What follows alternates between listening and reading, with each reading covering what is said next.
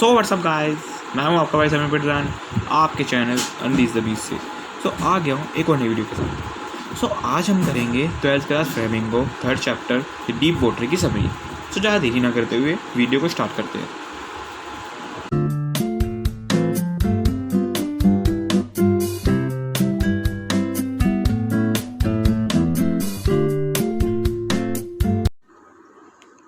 So guys, first paragraph से start करते हैं। In this chapter the writer narrates how he overcame his fear of the deep water. इस अध्याय में लेखक बताता है कि कैसे उसने अपने गहरे पानी के डर पर काबू पाया। This fear had fill his mind due to some childhood incident. बचपन की कुछ घटनाओं के कारण इस डर ने उनका मन भर दिया था। The writer begins his story when he was 3 or 4 year old। लेखक अपनी कहानी तब शुरू करता है जब वह 3 या 4 साल का था। The writer narrates an incident from his childhood. लेखक अपने बचपन की एक घटना बताता है। He was then 3 or 4 year old। वह तब 3 या 4 साल की उम्र का था। His father took him to the California sea beach। उनके पिता उन्हें कैलिफोर्निया के समुद्री बीच पर ले गए। The child was clinging to his father। लेखक अपने पिता से लिपट रहा था। But a strong wave come and knocked him down। लेकिन एक जोरदार लहर आई और उन्हें नीचे गिरा दिया। The water swept over him। पानी उस पर बह गया। The writer heart was filled with terror। लेखक का दिल आतंक से भर गया। He began to have a terror of deep water। उसे गहरे पानी का आतंक होने लगा। मतलब जब लेखक 3 या 4 साल की उम्र में था, तब वह अपने पिता के साथ कैलिफोर्निया की समुद्री बीच पर गया। वह अपने पिता से लिपट रहा था। एकदम अचानक समुद्री लहर वहाँ पर आई और लेखक अपने पिता की गोद से नीचे गिर गया और समुद्री लहर से लेखक भीग गया। तब से लेकर अब तक लेखक के मन में समुद्री लहर का एक भय उत्पन्न हो गया। उनको समुद्री लहर से डर लगने लग गया। However, he decided to learn to swim। हालांकि उन्होंने तैरना सीखने का फैसला किया। मतलब उन्होंने फैसला कर दिया था कि वह अब स्विमिंग सीखेंगे। He joined a local swimming pool। वह एक स्थानीय स्विमिंग पूल में शामिल हो गया। He got a new water wings and started paddling in the water in the manner of the other boys। उसने पानी के नए पंख प्राप्त किए और दूसरे लड़कों की तरह पानी में पैडलिंग शुरू कर दी। मतलब उन्होंने जो पानी स्विमिंग की जो इक्विपमेंट्स होते हैं वो उन्होंने ले लिए और दूसरे लड़कों की तरह पानी के अंदर पैडलिंग स्टार्ट कर दी। But one day a terrible thing happen. लेकिन एक दिन एक भयानक बात हुई। The writer was sitting alone on the side of the pool.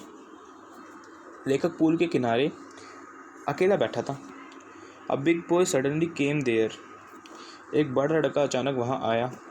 He pick the writer up and toss him into the deeper side of the pool.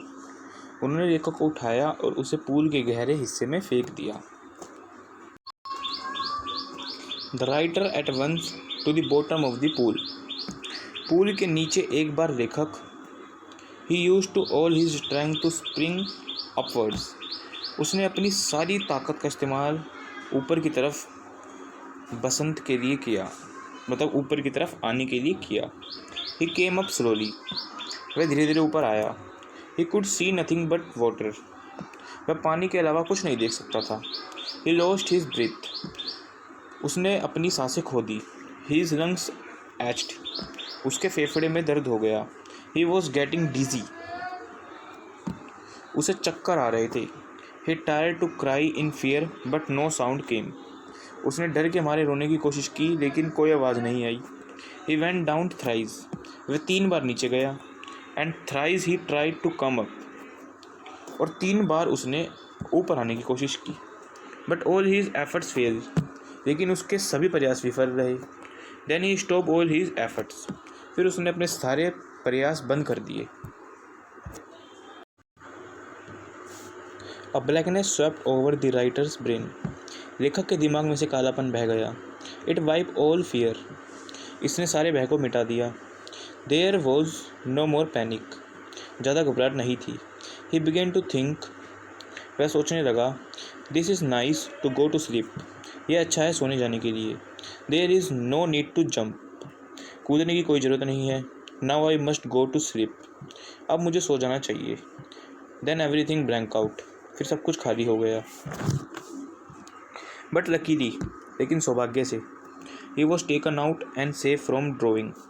उसे निकाल लिया गया और डूबने से बचा लिया गया। मतलब कुछ देर बाद किस्मत से लेखक को पूल से बाहर निकाल लिया गया और उसकी जान को बचा लिया गया। The chap who had throw him in was saying, chap जो लड़का था जिसने लेखक को पूल में फेंका था उसका नाम चप था। जब उससे पूछा गया तो उसने कहा, but I was only fooling, लेकिन वह बस कुछ देर का मतलब वह उसको बेवकूफ़ बना रहा था। सेवरल हावर्स लेटर, कई घंटे बाद, the writer walk back home, लेखक वापस घर चला गया। He was weak and trembling, वह कमज़ोर और काँप रहा था। He could eat nothing that night, उस रात वह कुछ नहीं खा सकता था। For days a terrible fear feed his heart, he never went back to the pool. कुछ दिनों के लिए उसके मन में एक पूल को लेकर, पानी को लेकर दोबारा से एक डर पैदा हो गया और वह फिर बाद में कभी भी पूल में नहीं आया। The writer visited some famous water sports of his country, लेखक ने कुछ अपने देश के प्रसिद्ध पानी के स्थानों का दौरा किया। मतलब लेखक अपने देश के प्रसिद्ध पानी की जगहों पर गया।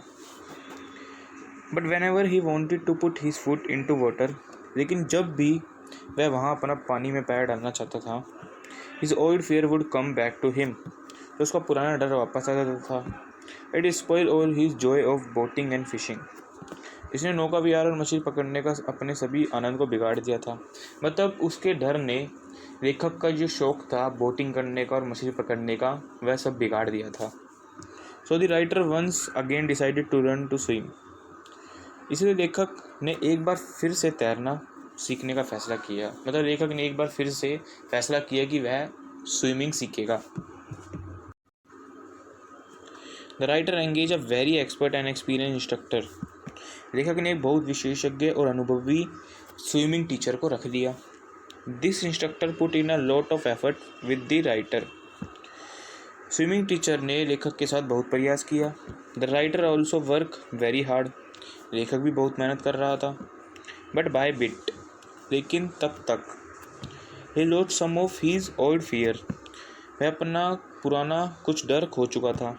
Eight last after many months of hard practice, अंत में कई महीनों के कठिन अभ्यास के बाद, the instructor said to the writer, swimming teacher ने लेखक को कहा, नाउ यू कैन स्विम, अब आप तैर सकते हो। Dive off and swim off the length of the pool, छलांग मारिए और पूल की लंबाई जितना तैरे। The writer was able to do it, ऐसा करने में लेखक सक्षम था। The instructor's job was finish, swimming teacher का काम अब समाप्त हो गया था। Now the writer would try to swim alone in the some rivers and lakes, अब लेखक कुछ नदियों और झीलों में अकेले तैरने की कोशिश करेगा। Sometimes little memories of the old fear would come back, कभी कभी पुराने डर की छोटी यादें वापस आ जाती थी। But he would drive them out of his mind at once, लेकिन वह उन्हें एक ही बार में अपने दिमाग से निकाल देगा। At last he was able to conquer all of fear deep water, अंत में वह गहरे पानी के सभी भय को जीतने में सक्षम था। He would swim miles across big rivers and lakes, वह बड़ी नदियों और झीलों में भी मीलों तैर सकता था। The writer experience of swimming had a deep meaning for him, लेखक के तैराकी के अनुभव का उसके लिए गहरा अर्थ था। मतलब जो लेखक की जो स्विमिंग का एक्सपीरियंस था वह उसके लिए बहुत ही ज़्यादा गहरा अनुभव था। There is a terror only in the fear of death, मृत्यु के भय से ही आतंक है। मृत्यु मतलब मरने के डर से ही हर डर है।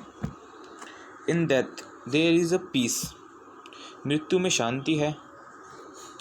Therefore all one needs to fear is itself, इसलिए सभी को डरने की ज़रूरत है। जब लोग मर जाते हैं तो सब इस दुनिया को छोड़ के चले जाते हैं, इसलिए सभी को मृत्यु से डरने की ज़रूरत है।